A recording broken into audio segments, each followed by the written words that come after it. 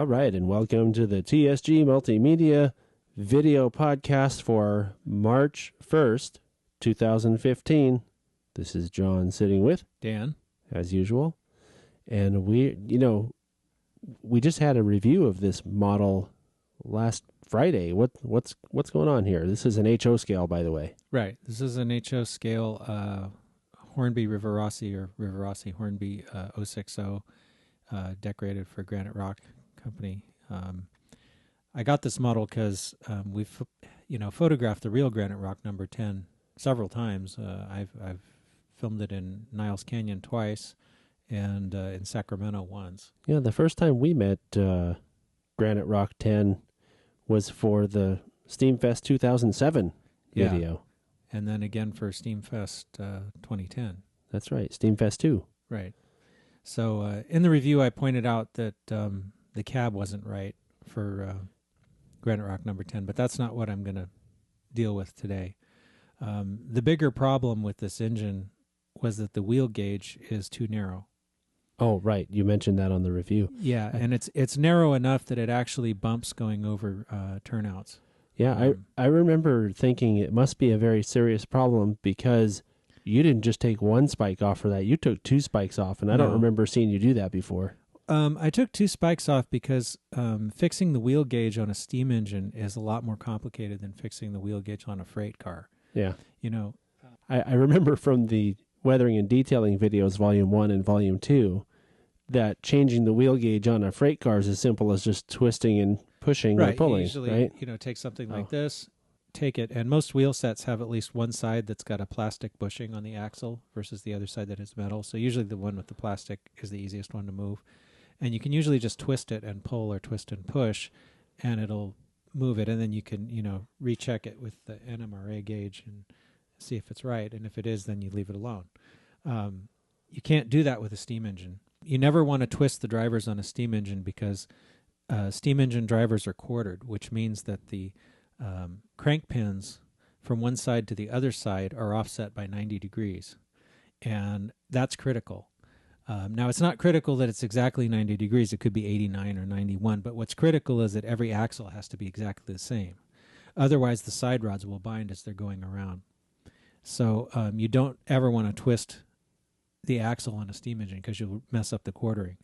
So what you have to do is disassemble the engine, pull the wheels off, and then use a wheel puller.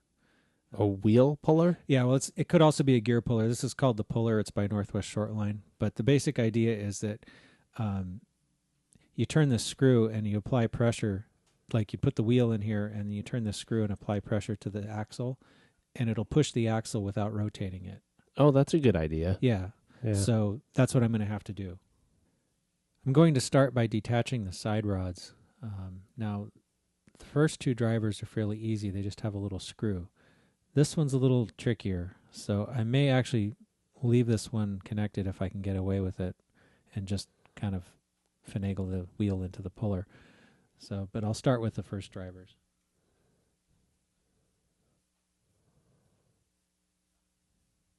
I would have taken off more than two spikes for this because it looks like it's going to be a real pain to fix. It is, kind of. Mostly because of the disassembly. Yeah.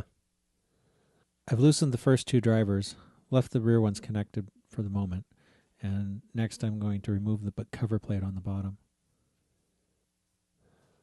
See if that's enough to get this loose. I guess this brake stuff has to come off first.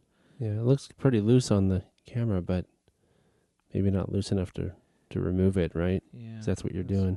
It's loose, but some of this detail is in the way. I'm going to have to figure out how to get this off, too.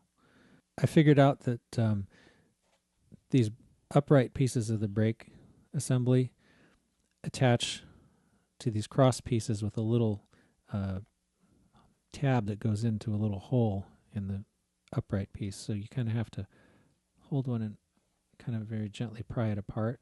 Oh, wow. And then this comes off.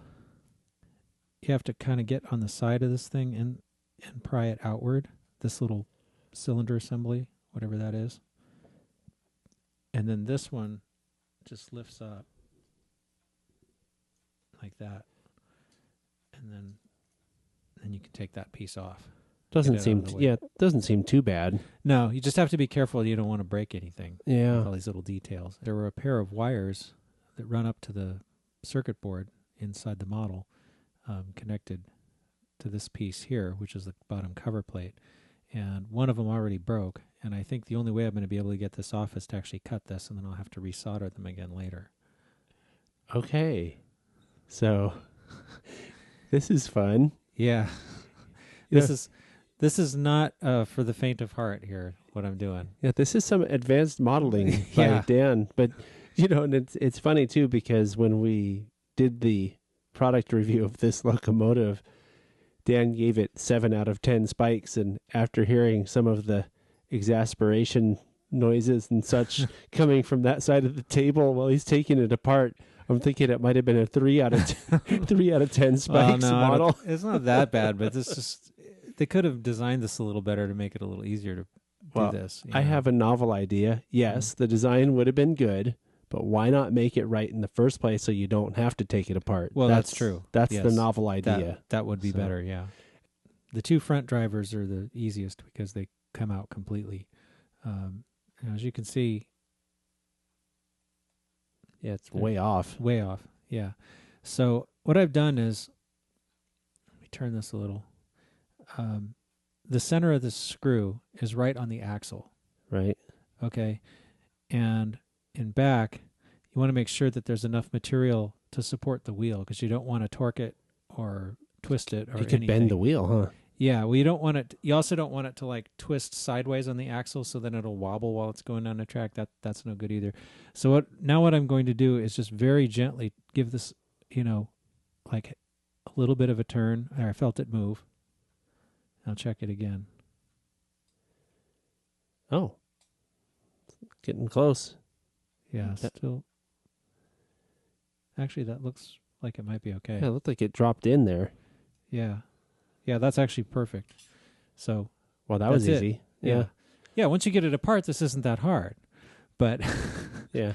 getting the thing apart. Plus, if you want to torture someone, you could put their finger in there and just slowly screw it down, right? Yeah, you could. Isn't that what thumb screws were? Something like this? Something like this. So this is the same thing. I'm going to check. I'm going to give it just a bare there. That moved a tiny bit. Yeah. Looks like it's on. Yeah, you don't want to. One thing is real important. You don't want to go too far, because then you have to reverse it and try to push it back. And if you go too far, you'll push the axle all the way out of the wheel, and then you'll have to re-quarter all the drivers, and that's an even worse problem. Oh, no. So, all right. so that's okay. That's those two. Now the last one, This ought to be fun because it's still attached to the it is to the and locomotive I'm trying there. to right? see if I can do this without detaching Oh, all my. this junk. I did have to take the top of the engine off too, by the way, which was there was a screw in the smokestack, and there's also a screw under the rear coupler.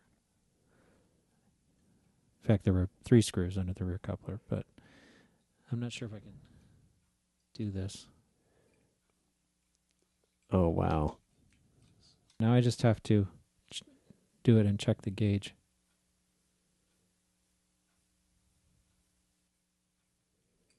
I might have done it.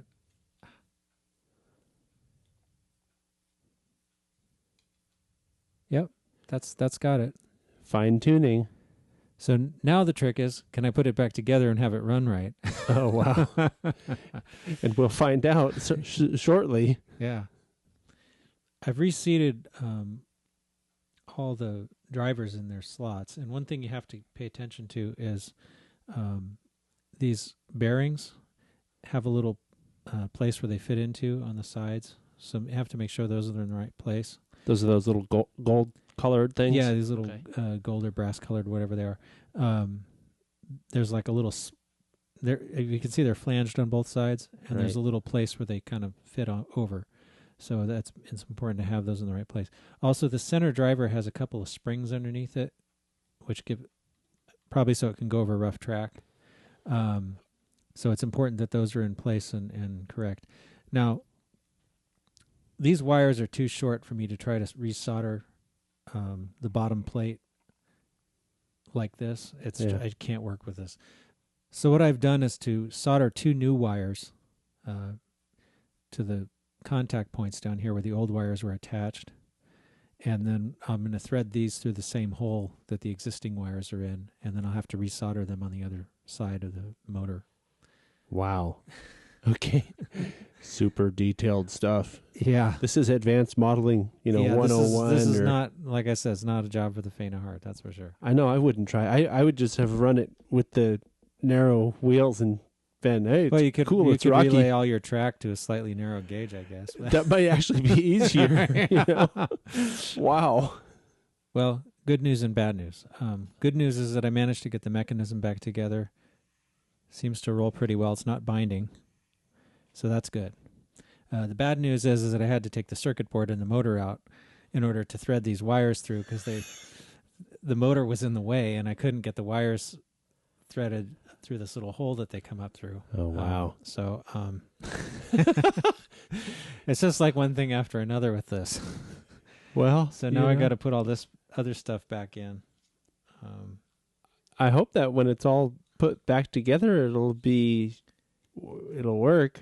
Yeah. So the motor is here. I left the little stub of the red wire so I know which one it attaches to. There's like the black one already broke off, but it attaches here.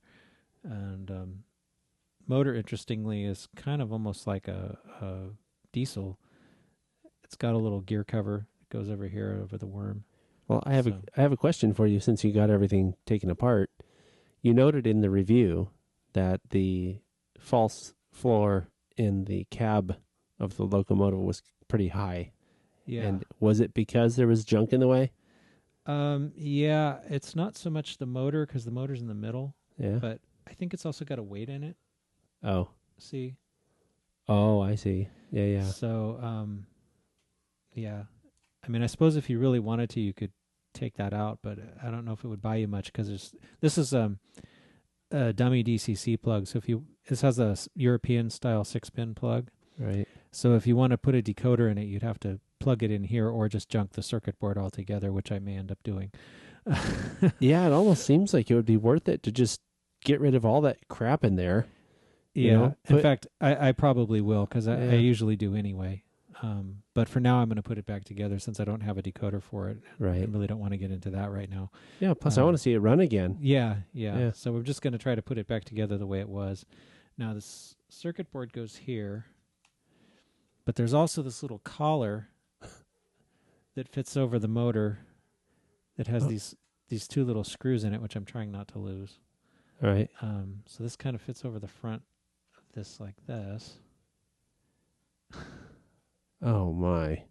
And then this has to go back in and be all screwed together. And then there's screws on either side of this that hold it together. So I'm going to do this off camera and then put it back together.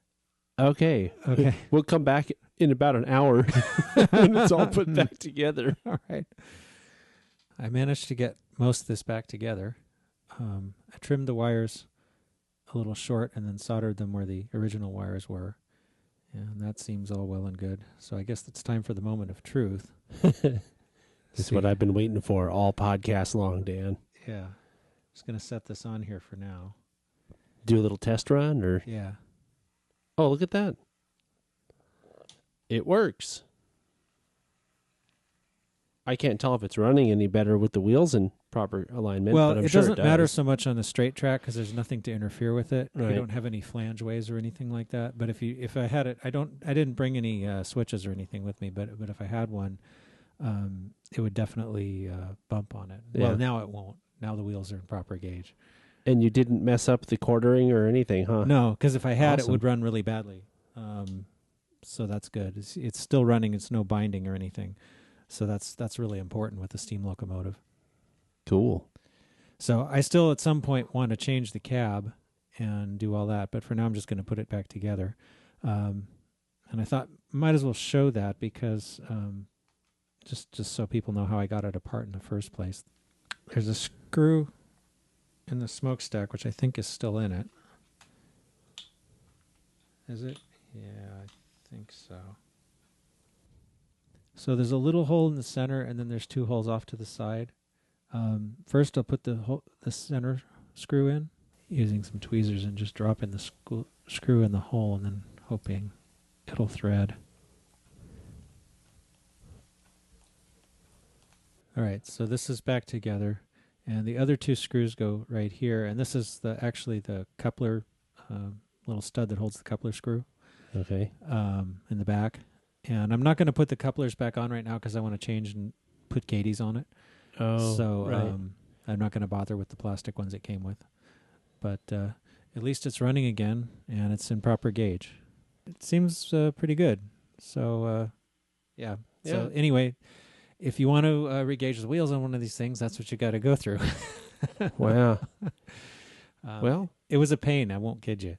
Yeah, no kidding. Yeah. I was thinking that you'd be done in 30 or 40 minutes, and I was hoping I would have been. It's much longer than that. So. Well, most steam engines that cover, like I have some brass ones at home, and usually that bottom cover plate just comes right off, and you can take the axles out that way and that's all you have to do. You don't have to completely disassemble the whole engine. Yeah. But this one was a little bit convoluted. Hey, maybe you could get a job in China assembling model engines.